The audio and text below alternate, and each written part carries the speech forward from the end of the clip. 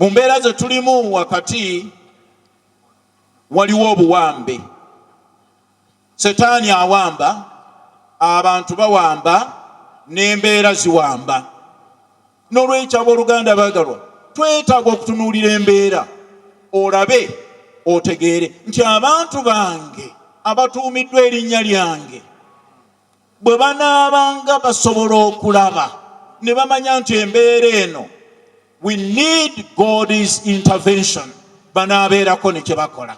Tulabye abantu abatuumiddwa erinnya lya Mukama, naye ng'ebintu bye tutambuliramu, ebintu bye tukola byetaaga bwetaaza okwebuuza, naye nkyasobola okugamba nti nze wa Mukama ne Katonda nti ye Katonda wange nga bino byonna bye tulimu. Waliwo oluusi lwe tutunuulira embeera ng'ebintu byonna biringa ebiri obuki, ng'ebiri obulungi.